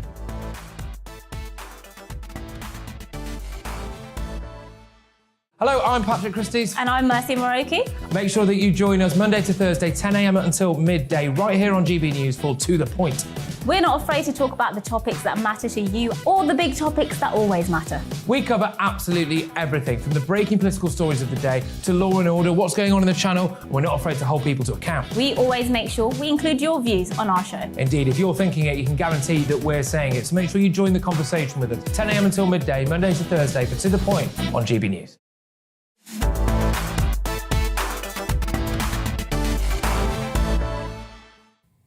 Welcome back. It's Real Britain with me, Darren Grimes. Now, over the past week, you'll have heard a lot about this 1922 committee in the media and its role in not just pressuring the PM to resign, but also its role in the race to replace him. Now, the Prime Minister has gone, well, resigned at least, he's not gone. A leadership election has been triggered. So what does that actually entail? Well, joining me to discuss this, to explain the 1922 committee and the process of the leadership election, is lecturer in British politics at the University of Liverpool, Dr. David Jeffrey. David, thank you for your time. So what actually is the 1922 committee and why is it so influential over this process? So you can think of the 1922 committee as a sort of trade union or pressure group for backbench Conservative MPs. And the reason they're so important is because they run the leadership election. So they're in charge of setting the rules, they're in charge of setting the thresholds for MPs who want to nominate themselves, and they're in charge of making sure it all runs fairly and smoothly. Yeah, so then the Prime Minister's resigned and now we're in the process of a leadership election. What actually is that process? Because, correct me if I'm wrong, but next week we're potentially seeing a rejig of the rules to ensure that we don't end up with more candidates than goodness only knows what. Well, it's rumoured that at some point in the future, every MP will be a Conservative Party leadership candidate. But what the 1922 committee is responsible for is to make sure that the system is as efficient as possible. And I mean, looking at the cost of living crisis, the war in Ukraine, it's so vital that we get a Prime Minister as soon as possible. So they set the rules at the start of each leadership election. There's no document that says this is what you have to do. So that there'll be a new election for a new 1922 committee very soon. They'll set the rules, and they will probably decide to make it much quicker than the last election that took place, partly because there are so many more candidates this time. Yeah, because I don't know about you, but there is part of me that just thinks, come on, we've got to make this as quick as possible. But at the same time, I wish the Tory party would actually decide what it is for and what it's all about. And I feel like that conversation internally between the Tories is sorely lacking, because it strikes me they want to be sort of a moderate Labour or Green party. Hey, so this is why leadership elections can be so useful for parties, but usually in opposition, because they can have these big debates about what the future of the party should look like. But what's really interesting is that we do have a wide range of views on offer across the spectrum of parliamentary thought within the Conservative Party. And so this should be a good chance for leadership candidates to set out what they believe. And yet, as we saw with the Johnson election, what you promise MPs is not necessarily what you deliver when you end up in office. So MPs are going to be especially cautious to make sure that actually they're not being sold a dud, or they're not just being told what they want to hear from prospective leadership candidates. Yeah, so when do you reckon you can give us any indication whatsoever? I'm not going to ask you to get your crystal ball out and look into it and tell us who the next leader is going to be, but when can we at least expect... when can we actually expect a new Prime Minister? Because if we whittle it down quite quickly, surely then you can expedite the process fairly speedily, can't you? Well, last time the leadership election took about 6 weeks. I think it was the 7th of June it started and it ended on the 22nd of July. So that's roughly 6 weeks. There will need to be some time for the final two candidates to go to the membership and to do hosting events across the country. But I suspect if the 1922 committee want to, they can shorten it to about a month. That's probably the shortest realistic time to allow candidates to set their pitch out. It's probably quite important that the candidates who don't have any hope of winning step back, really, because it's taking the mix somewhat to drag this out when the country needs real leadership. Well, indeed, yeah. I mean, the egos in the Conservative Party are unrelenting. That's what strikes me. But, David, can I just say that I know you were celebrating your 30th yesterday, so you are an absolute hero for doing this, because I can imagine you had one or two glasses of goodness only knows what. That was a lecturer, though, in British politics at the University of Liverpool, Dr. David Jeffrey. Thank you for your time. Thank you, Darren. Thank you. Now, folks, you're with GB News on telly and DAB radio. Next, we'll be talking to Conservative MP Lee Rowley about who he's backing in the Conservative Party's leadership race. But first, here's a check on the news headlines with Alice Porter.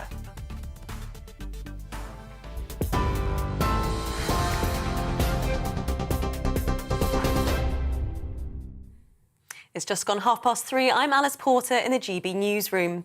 The race for Prime Minister is heating up, with the International Trade Minister, Penny Mordaunt, the latest to announce her leadership bid. 9 MPs are now in the running, with Chancellor Nadhim Zahawi and Transport Secretary Grant Shapps putting their names forward yesterday. They were joined by former Health Secretaries Jeremy Hunt and Sajid Javid, who've both promised to cut corporation tax. Earlier, Mr Hunt explained why he's throwing his hat into the ring. Mr Hunt, what made you join the race? Because I want to do a great job for my country, that's why. And the sun is shining. How are you going to unite the country? Well, sort out our big economic and international problems. Well, the MP for Tatton, Esther McVeigh, says she's backing Jeremy Hunt, who said she would be his deputy PM if he becomes Prime Minister.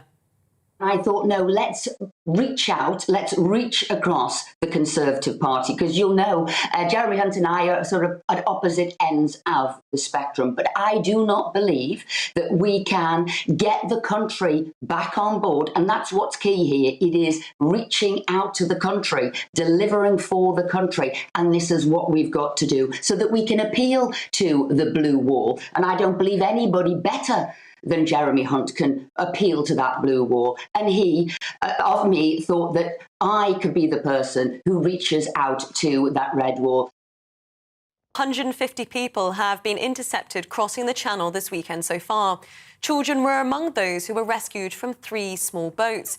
It brings the total number of crossings this year to over 13,000, almost double last year's figure.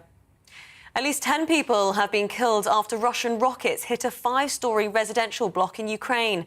At least 34 people are feared to be trapped under the rubble after the building collapsed in the Donetsk region. Rescuers are scrambling to find survivors.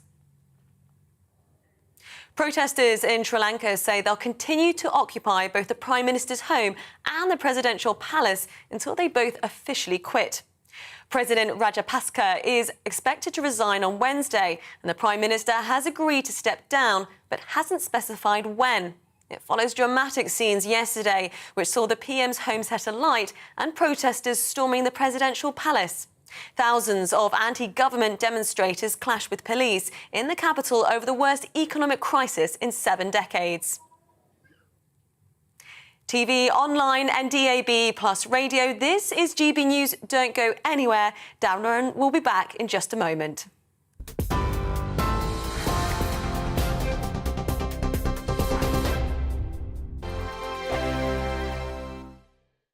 We are GB News. We're right across this great nation. On TV. On radio. On digital. Absolutely everywhere. We don't talk down to you. We embrace all voices with honest and civilised conversation. We are not part of the establishment. We're one of you. And we're only getting started. Join us on GB News, The People's Channel. Britain's news channel.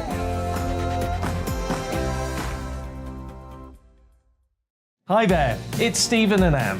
At breakfast from 6 a.m, you'll always be caught up with everything you need to know, the latest headlines, opinions and debates. We'll bring you the good news and the bad, but most of all, we're here for you. Remember, send in your views and let us know what you would like us to talk about. That's because we're your news channel. And every morning at 6 a.m, it's breakfast on GB News. My name's Tom Harwood, and join me 9:30 a.m. every weekday for The Briefing, your one-stop shop for everything you need to know about what's going on in politics today. I wonder if this is a deal that might need to be like the biscuits in this factory, twice baked. Is there not an opportunity here to win out against the extremes? Tom Harwood, GB News. What are you going to do about it? Things should have been done differently, and they certainly are being done differently. Don't miss it. The Briefing with me, Tom Harwood, 9:30 Monday to Friday on GB News. Where would you like to go? Just take me to the studio, please, mate. You know where you're going. I've got a show to do. Friday Night Feast on GB News, 7 p.m. And it's like nothing you've ever seen before. We take a different angle on the week's biggest news stories. The viewers and listeners set me some absolutely mad challenges to do. We tried to rehome a rescue dog. And yes, there's some other wacky stuff in there as well. I feel like I could take on the world. Well, that's that. Friday Night Feast with me, Patrick Christie's, every Friday, 7 till 9 p.m. on GB News. Be there.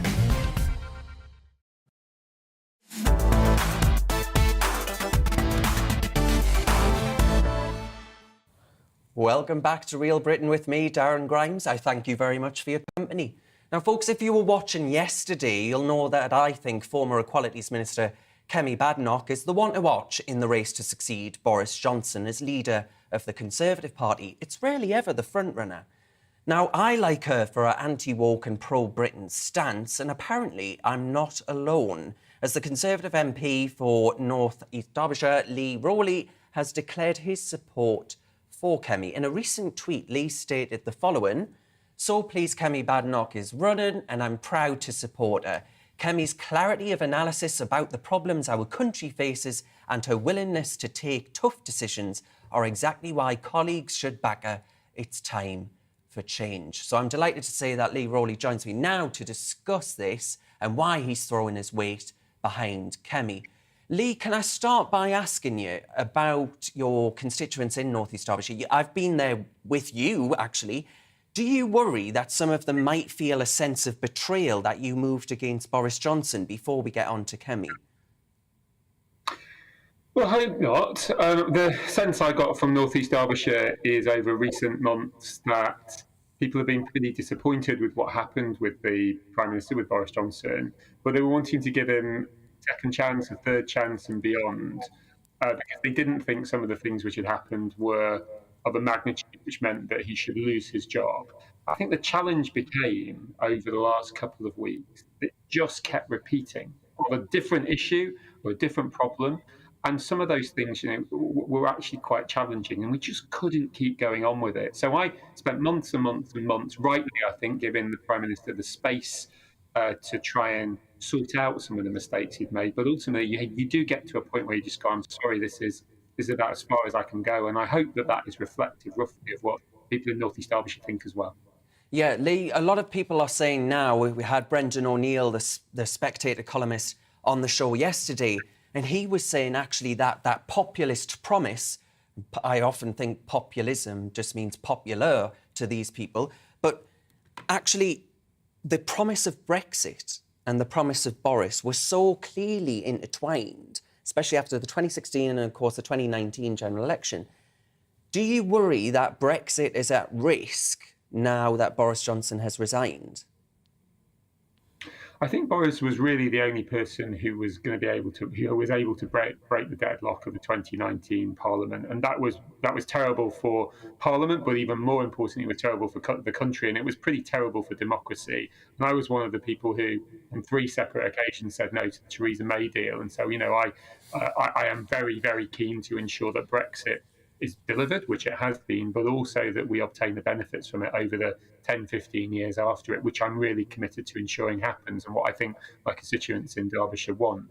At some point, though, you also have to weigh up the performance of the government. I'm a hugely proud Conservative. I want the Conservatives to do well. I'm a member of the Conservative Party for 20 years because I think Conservative values ultimately are the ones which make our lives better over the long term. But the challenges we've seen in the last few months, that isn't the Conservatism that I think is working, and it's something that was obscuring what we were able to do. So Brexit ain't going anywhere, absolutely not. I wouldn't be supportive of that. We've got loads of opportunities to come over the next 10 or 15 years and in the short term around making the most of our independence. And ultimately, at the same time, we've got to build a conservatism around that, which makes our country even better. The Prime Minister did some really good things, but I'm afraid by the end it wasn't working. Yeah, because one thing that I'm hoping, whoever the next leader of the Conservative Party is, whoever the next Prime Minister is, I'm actually hoping that they recognise that being Labour light on taxes, taxes are pretty damn high right now, 70-year high, the tax burden, that is. The Green Party, you might as well vote for the Green Party if you want to continue the pursuit of net zero, which I worry is going to be the immiseration of the working class. And the online harms bill, Lee, which I think will stifle speech and debate online. They're all things that I would not associate with an inherently conservative platform. Where has your party gone wrong? So I think the Prime Minister and the government did some really, really good things. Brexit is a good example of what was done. There's some really good things around trying to put our country in a place which ensures for the long term in terms of R&D and research and development and things like that, that we're in a good place to be able to thrive globally. I think the Prime Minister got the calls right on Ukraine, for example.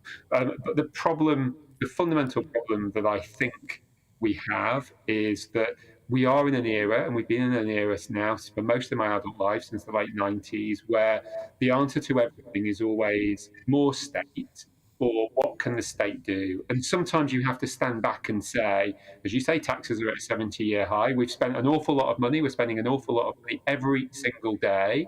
And fundamentally, the question is this actually the direction that we want to go in? Now, we're always going to have to spend a lot of money as a country, as a government.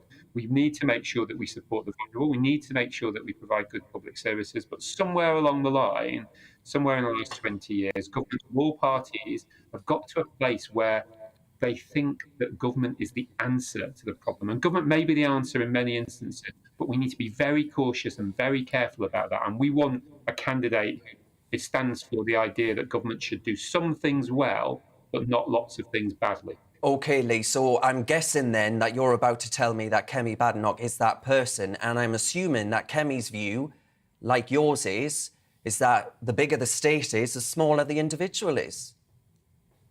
Yeah, Kemi and I both share a common philosophy, which is that the rights of the individual, the agency of the individuals tend to be able to spend their money better than the state can. And that's often mischaracterised, and it's often mischaracterised elsewhere in the political spectrum, particularly on the left, because we don't care, we're not compassionate, we couldn't give a toss. It's absolutely not the case. We need a strong state, but we also need a functioning state, and there's clearly some issues, not just in recent months, but over recent decades about how the state is functioning. We've got to do some proper surgery to how the state works and how quickly it moves and what it does. But at the same time, we've got to realise that every time there is a new proposal, every time there's a new idea, some of them might be great and we should say, yeah, that will work, let's do it. But every time we bring something forward, we've got to remember that that's taking another incremental amount of money from people's wage packets. We've got to remember that there will inevitably be unintended consequences of that. And we've got to remember that there will ultimately always be lines that have to be drawn around that additional thing which we do, which are winners and losers. And that's the challenge, making sure a state that is effective. So, Lee, in a word then, Sir Keir Starmer, should he watch out for Kemi Badenoch? You should be terrified by Kemi Badenoch. She absolutely stands for the Conservative values, which I think North East Derbyshire stands for, and which I hope the country will thrive under. Well, we'll see what happens. That was Lee Rowley MP there, the Member of Parliament for North East Derbyshire, with his views on why he's backing Kemi Badenoch. I'm going to come over to my friend here, Emily Carver, columnist at Con Home. Now, Emily, you've heard what Lee's had to say. Quite the good sales pitch for Kemi Badenoch. It was. There. Do you agree with do you agree with the diagnosis that he highlighted about where the Conservative Party is going wrong? And secondly, do you think Kemi Badenoch is the answer? Yeah, I think people need to know what they're voting for. And at the moment, people were, well, before Boris Johnson announced his resignation, people were wondering, many Conservative voters were wondering, what exactly would I be voting for in the next general election? He talks about a small state, he talks about cutting taxes, but none of that seems to be happening. We're not sure where he stands on the whole environment thing. He's flip-flopped over fracking so far. We don't really know how he's going to address the cost of living. So we want someone who's no-nonsense, I think. A lot of people want someone who's no-nonsense. Could that be Kemi Badenoch? She's said she's pro-free speech. She said she's anti-nanny state. She said she's pro-free market. This will be music to the ears of many Conservative voters. Whether she has the experience, she's only had relatively minor roles in government so far. Whether people will believe and put their trust in her, I'm not sure, but she certainly is reinvigorating that sort of no-nonsense, let's get back to basics, remind people why they should or would vote Conservative and what they'd get. Yeah, well, indeed. But let's not forget that David Cameron, of course, no ministerial experience whatsoever, just a member of the shadow cabinet. So it's all to play for, Emily, isn't it? It's all to play for. It's all to play I'm not a betting man, put it that way. Now, the actor, writer and broadcaster Stephen Fry is in my eye. He has become the latest member of the woke brigade after he supported the removal of gendered language in cricket by saying it's just rude to call female cricketers batsmen. I mean, get a grip. In an interview with The Times, Fry went on to reiterate, it's not wokery to call women batters. It's just polite. So do you think most cricket lovers are old enough to know what is deemed rude and offensive? Or is this just another sign that the times are changing and I'm an old dinosaur? Well, joining me now to give his take is cricket fan and member of the House of Lords, Lord Taylor of Warwick. Lord Taylor, am I a dinosaur? Well, Stephen Fry is never shy with his views, but I think he's gone a bit over the top here by saying that the term batsman is rude. I'm afraid he's left me rather stumped He's hit me for 6 with that one. It's evolution, not revolution. We want gender neutral terms. We don't want to be patronizing to women. The women's game is really improving. It's rapidly successful. There's the T20, there's the 100. Women are taking part in the Commonwealth Games in Birmingham at the end of July. My concern is that, cricket over the years has some rather quaint terminology, which adds to the beauty of the game. But the words could offend if you take it too literally. I mean, woke can become a joke. I'll give you some examples. Leg break, leg cutter, bowling a maiden over, night watchman. Are we going to ban those terms as well? I mean, we can take these things too far. In fact, I think Stephen Fry really needs to understand that the term batter has been in use for female cricketers who bat for some time. But, even the word batter is ugly. It makes it sound as if you're making a pancake or fried fish to eat with your chips. No, it really, really does. And I mean, I'm wondering, do you actually think that the joy, frankly, that comes out of sport, and one thing that I find particularly beautiful about cricket in particular, is how spread across the world it is. Countries rich or poor, it is a national sport that is enjoyed by so many people. And I just think that people watching the game, the beautiful game that it is, a test match or whatever else, you're not watching it and thinking, oh my word, right, Stephen Fry, he's just in. This just in, folks. Batter. We've got to start saying batter. We can't say batsman. We're going to offend 50% of the world. It's just cartoon. Just get a grip. There are real problems in the world. This is what I think. Darren, I agree with you. Just get a grip. Look, a grip. But my father was the first. Get a drip for Stephen Fry. My father was the first black man to play for Warwickshire in 1948. And he faced a lot of racism. The game has really progressed since then. Yorkshire's had its problems, but the ECB, the England and Wales Cricket Board, are really sorting these things out. These are the real issues, not whether you call a woman a batswoman or a batter. There's no rest for the wicket, to coin a phrase. I think we need to look at the real issues. I myself played for Warwickshire at under 15, under 19 and Colts level. And cricket now is the most popular game in the world, bar football. It's more popular than baseball, especially the short form of cricket. So worrying about words, for example, every cricket batter dreads a duck. Does that mean we hate ducks, our feathered friends who swim in the ponds? No, we're talking about if you score a naught, you can get a little bit too sensitive. It's going insane. But Lord Taylor, we're going to have to leave it there, of course. That was cricket fan and member of the House of Lords, Lord Taylor of Warwick. Thank you for your time. Yes, now, folks, let's not forget that the upcoming Conservative leadership election also directly impacts Sir Keir Starmer's Labour Party, because ultimately Starmer will have to beat Boris Johnson's successor if he's ever to make it into number 10. And with the latest YouGov poll giving Labour an 11-point lead over the Tories, who would Sir Keir Starmer most fear coming up against, and which candidate would he most like to face in the next general election? Well, the former editor of Labour List, Peter Edwards, joins me now to discuss this with my in-studio guest, of course, the columnist at Conservative Home, Emily Carver. Peter, I want to come to you.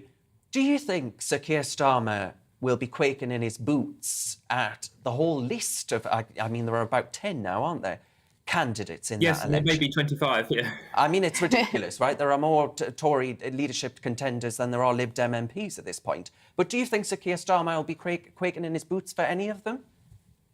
No, I don't think he will, because I think we've had months of speculation over what was called Beergate. That didn't happen, didn't exist, and he's won a big battle on the principles this week. So that's wonderful. But it's right that Labour pivots. They've contributed towards the forcing out of Boris Johnson, but of course it has to pivot its argument. And when you look at the likely runners and riders, the more you know about them, after 12 years, some of them in government, they are quite discredited. So just to pick one, Jeremy Hunt was Health Secretary, then wrote a book saying what had gone wrong with the NHS under the Conservatives. And there's a whole list. the longer they've been around, the more you can put them under scrutiny and challenge their record. So I don't think Keir Starmer should be afraid at all. But it's right that Labour refines its argument. Well, do you know what, Emily Carver, bringing you in there, if it was Jeremy Hunt versus Sir Keir Starmer in a general election, I honestly think the pair of them, between the two of them, Pinocchio is more agile. Yeah, I think a lot of people would see them both as quite wooden, as you put it that way. It's interesting because Keir Starmer is often accused of sitting on the fence, and I think Jeremy Hunt would very much be similar in some respects. We've seen him, let's just say flip-flop over how he would have dealt with COVID. And of course, he was Health Secretary when we could have been doing some forward planning, perhaps. So it's interesting to see him now decide how he would have done things differently and better after having been quite vocal at the time that he would have probably followed a bit more of a China-style attitude to the whole situation. So I'm not sure I would personally trust him to be the next leader of the Conservative Party. But I do think that Keir Starmer does need to worry. I think there are some faces there that could really challenge him, that could really challenge some of Labour's woke agenda, some of the fact that Labour doesn't seem to be able to put forward its message. I can't remember any policy ideas apart from the windfall tax, which has already been proven to be economically illiterate. It's already impacting investment in oil and gas in this country right at a time where we're in a supply crisis. So I'm not sure. Apart from that, we don't even know where he stands on trade unions. He was out on the picket line only a couple of years ago, and now he's telling his MPs not to vote, not to support various strikes, etc., etc. So it's all rather confusing from the Labour front bench, and that's why this is the time for whoever ends up being leader of the Conservative Party to put forward a strong message. Peter Edwards, do you think Sir Keir Starmer, as Emily says, won't really be remembered for doing anything other than the divisive act of taking the knee? I've seen that image going around on social media more times than a Kardashian. Well, I don't know much about the Kardashians. I don't think taking the knee is divisive. And when you've got Premier League football... Oh, come on, it's so divisive. Otherwise, we wouldn't be talking about it. Well, Emily, I didn't bellow at you when you were speaking. We've got Premier League footballers of all races, nationalities and backgrounds who take the knee. But to go to Keir Starmer more broadly, think about what he did. He took big, bold steps after the Labour Party really hit the skids under Corbyn, apologised for anti-Semitism on day one and introduced a lot of reforms into the Conservative Party. He didn't resign, though, Peter, did he? He didn't resign from Jeremy Corbyn's cabinet, did he? Just to be clear. No, he didn't. He didn't resign, but he argued for an amended EU policy, which was the right thing to do. He also got changes through party conference, and he gave a very personal speech setting out how his mother had relied on the NHS. So I think there's clearly a debate about whether he's wooden, but I don't think he is. And I think having won a big battle on personal integrity this week, that really allows him to go toe-to-toe with some of the Conservatives who, of course, and I'm sorry to sound like a broken record, have been cutting public services for 10 years. Emily, just very, very quickly, if you would. I was just going to say, it's taken the Prime Minister to have to be forced out and resign for the Labour Party to be able to have a decent lead in the polls. I mean, that does say something, doesn't it? Well, we'll have to leave it there. That's not quite correct. We've been ahead in every poll this year by one. Only by about a few points, like 3 or 4 in the midterms. Come on. Keir Starmer is not a very charismatic or well-thought-of leader. I'm being told I've got to get off. My big gob's got to go. That was the former editor of Labour List, Peter Edwards. Thank you, Peter. And the columnist at Conhome, Emily Carver. Thank you for your time. Now, folks, I thank you for watching. This show's on every Saturday and Sunday at 2 p.m. I'll see you next week. Looking ahead to this evening's weather, and the UK is looking dry, warm and sunny for most, although skies will be a little cloudier in Northern Ireland. Let's take a look at the details. After a hot and sunny day, it will stay warm this evening in southwest England, with plenty of late sunshine and a gentle breeze. Temperatures will still be in the low 20s to start the evening. It will also be a fine end to the day in the southeast, with plenty of warm evening sunshine. There will also be a keen breeze around the coast, but light winds elsewhere. A fine end to the day in Wales. Warm sunshine will continue in the south, but elsewhere it will feel a little cooler in a sea breeze. Late sunshine will continue across the Midlands this evening. After a hot day, temperatures will still be rather warm as the sun sets. Dry and sunny weather will continue this evening in northeast England. It will feel cooler around the coasts, but inland it will stay warm. Some late sunshine will continue in southern Scotland, but there will be more in the way of cloud across the west, where it will feel cooler too. A fine end to the day in Northern Ireland with some patchy cloud and sunny spells. Temperatures will still be in the high teens during the evening time. Staying dry tonight across the UK with clear skies for many, but a little cloudier around northern coasts. A mild night with temperatures in double figures, and that's how the weather is shaping up overnight until tomorrow morning.